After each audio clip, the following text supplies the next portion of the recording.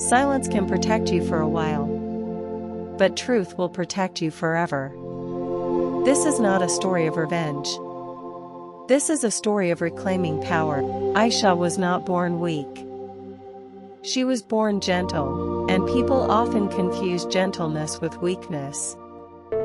She grew up in a modest home where respect mattered more than money, and silence was often chosen over conflict. Her father taught her that dignity was a woman's strongest shield, and her mother taught her that patience could heal even the deepest wounds. No one taught her what to do when patience becomes a weapon used against you.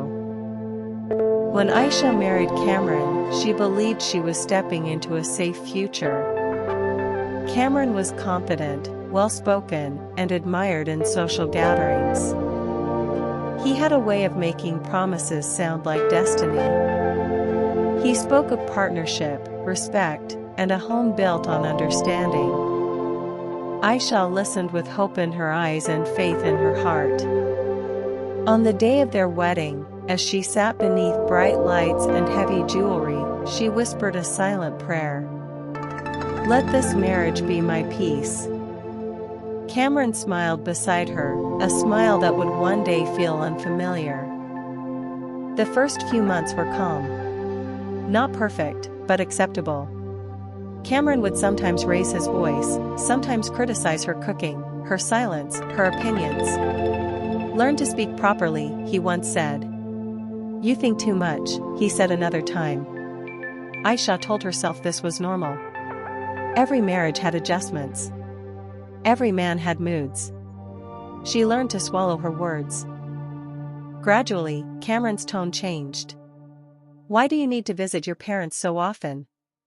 Who was that on the phone? Why do you need friends?" He framed his control as concern, his jealousy as love. Aisha stopped going out. Stopped answering calls. Stopped explaining. Her world slowly shrank, and Cameron stood at its center. Cameron never hit her at first. He broke her differently. He mocked her dreams. He compared her to other women. He laughed when she cried. "You are too sensitive. No one else would tolerate you. You should be grateful I married you."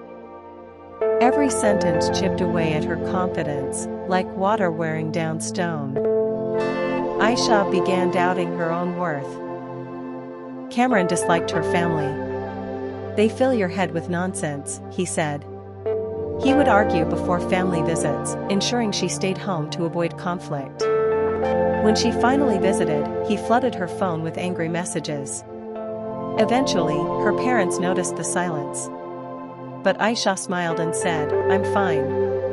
The slap was sudden. A disagreement over money. A raised voice. A shattered glass. And then, pain. Not just on her face, but in her soul. Cameron stood frozen, shocked at himself. Aisha touched her cheek, stunned. "I didn't mean to," he said. "You made me angry." That night, she did not cry loudly. She did not scream. She lay awake, staring at the ceiling, realizing a terrifying truth. This would happen again. Cameron apologized the next morning. Flowers. Tears. Promises. "I'll change. It was a mistake." Aisha wanted to believe him. She stayed. The second time came faster. The third time came without apology. Each time, something inside her died quietly. One evening, Cameron insulted her parents during an argument. Something snapped. Aisha stood up, trembling, but firm. "Enough." Cameron laughed. "You won't leave. You have nowhere to go." That night, Aisha packed a small bag. No drama. No goodbye. She walked out of the house that once promised safety, and never looked back. Freedom felt heavy. At her parents' house, Aisha cried for days. Not for Cameron, but for herself. For the years lost. For the silence she endured. People whispered. Relatives judged. Society blamed. But Aisha stayed quiet. She was thinking. This was not the revenge of rage. This was not shouting, destruction, or hatred. It was the revenge of rebuilding. Aisha enrolled in courses she once abandoned. She began working. She documented everything: messages, recordings, medical reports. She met Syra, an old friend who listened without judgment. "You don't need revenge," Syra said gently. "You need justice." Aisha nodded. Justice would be louder than revenge. The first few weeks after separation were the hardest. Aisha woke up in the middle of the night, startled by imaginary footsteps. Every loud sound made her heart race. Years of fear had trained her body to expect danger even in safety. Her mother would sit beside her silently, holding her hand, not asking questions. Her father avoided looking into her eyes for too long, afraid he might see the pain he failed to protect her from.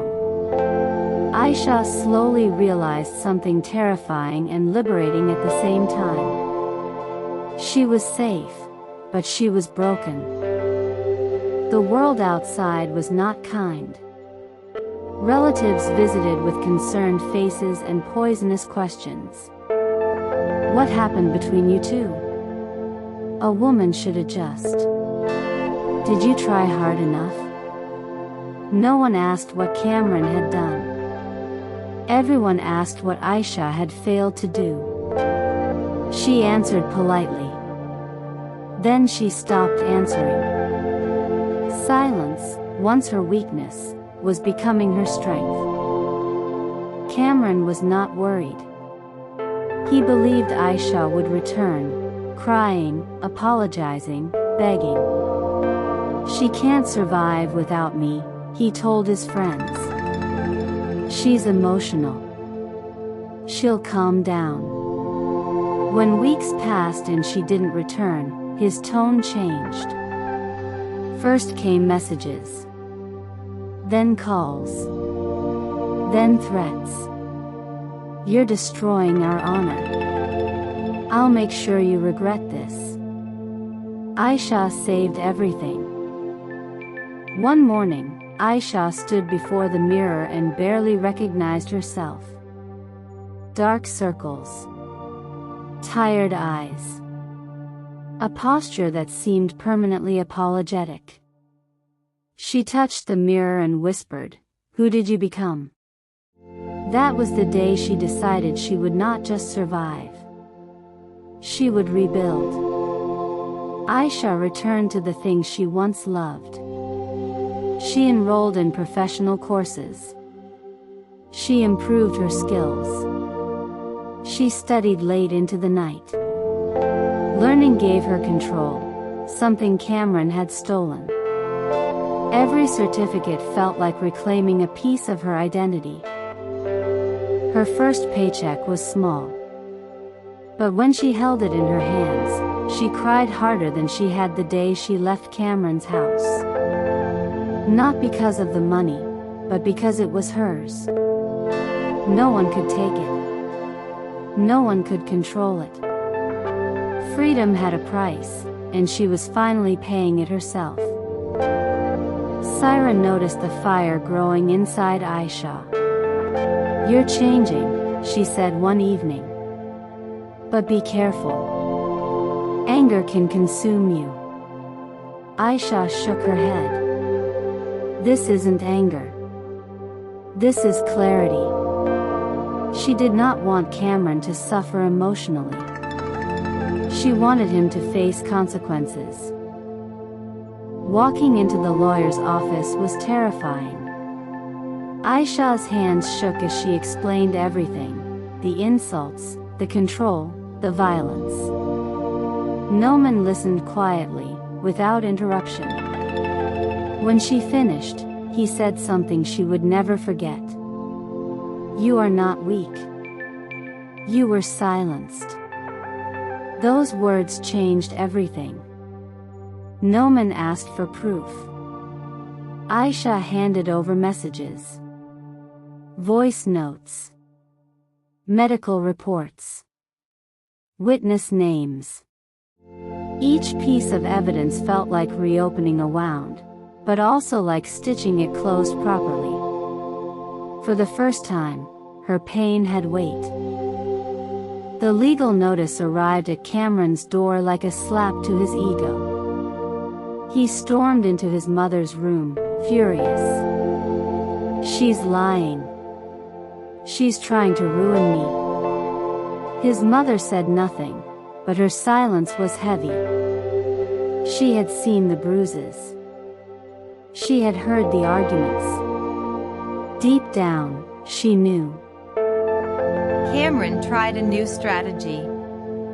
He sent emotional messages, apologies, memories. "I miss you. I wasn't myself. Let's fix this privately." Aisha read them without replying. She had learned something powerful. Closure does not come from explanations. The first court date approached. Aisha barely slept. Her stomach churned. Her hands trembled. What if no one believed her? What if he won again? Her father placed his hand on her shoulder. "Truth doesn't need strength," he said. "It only needs patience." Seeing Cameron after months felt surreal. He looked confident, well-dressed, smiling, as if nothing had happened. But when his eyes met Aisha's, he hesitated. She was standing straighter, looking directly at him, unafraid. That frightened him. Cameron spoke confidently in court. "She's exaggerating. She's emotionally unstable. She left without reason." Aisha listened quietly. When her turn came, she spoke calmly. No tears. No shouting. Just facts. Dates. Messages. Medical reports. Truth doesn't scream. It waits. For the first time, Cameron felt it. The loss of control. The judge listened carefully. The room grew silent. Aisha realized something in that moment. The woman he broke was gone. The woman standing here could not be controlled. That night, Aisha felt conflicted. Part of her wanted him to suffer. Another part wanted peace. She prayed quietly, "Give me justice without hatred." Because hatred would chain her to him forever. Friends began distancing themselves. Whispers started. Respect faded. Cameron blamed Aisha for everything, but loneliness forced him to face himself. Power means nothing when no one fears you anymore. Aisha no longer flinched at loud voices. No longer apologized for existing. No longer explained her boundaries. She smiled again, not the forced smile of endurance, but the calm smile of self-respect. The courtroom felt colder during the second hearing. Cameron sat stiffly, his confidence cracked but not gone. His lawyer whispered strategies, trying to rebuild a narrative that was falling apart. Aisha sat quietly, hands folded, breathing slowly. She had learned something important. The courtroom was not a battlefield of emotions. It was a place where truth walked slowly but firmly. The first witness was a neighbor. She spoke hesitantly at first, then stronger. She described shouting, crying, broken objects. Cameron avoided eye contact. Then came a doctor, medical reports, dates, photographs. Each word felt like a nail sealing a truth. Under pressure, Cameron lost control. His voice rose. His tone sharpened. She provoked me. She knew how to push my buttons. The judge raised an eyebrow. For the first time, Cameron revealed exactly who he was, not a victim. Not misunderstood. But in time, Aisha listened without reacting. She remembered the nights she cried silently. The mornings she hid bruises. The years she questioned herself. Now, she felt something unfamiliar. Calm. Word spread. Relatives who once blamed Aisha now watched quietly. Some avoided her. Some apologized indirectly. No one spoke loudly anymore. Truth has a way of changing voices. The most unexpected moment came when Cameron's mother requested to speak. Her hands trembled. Her voice broke. "I didn't stop him," she said softly. "And that is my biggest regret." Cameron stared at her in disbelief. That day, he lost more than a case. He lost his final shield. Court proceedings take time. Weeks passed. Months crawled. Aisha focused on her work, her growth, her healing. She no longer waited for the verdict to define her worth. Cameron's reputation suffered. Business partners distanced themselves. Friends stopped calling. Respect evaporated. The man who once controlled a household could no longer control his own life. One night, Cameron sat alone in his apartment. No noise. No power. No fear in anyone's eyes. Only silence. And for the first time, silence judged him. Aisha dreamed again. Not of marriage. Not of revenge. But of peace. Purpose. Freedom. She started mentoring other women quietly. Not publicly. Not loudly. Just honestly. The courtroom was full. The judge reviewed evidence carefully. Notes. Statements. Timelines. Cameron's lawyer had little left to say. Aisha closed her eyes briefly, not in fear, but in acceptance. The verdict was clear. Cameron was found guilty of domestic abuse. Legal consequences followed. Restrictions imposed. Accountability enforced. The gavel struck. And with that sound, years of silence ended. After the verdict, Aisha felt no celebration. No joy. No victory dance. Only relief. Justice doesn't thrill, it releases.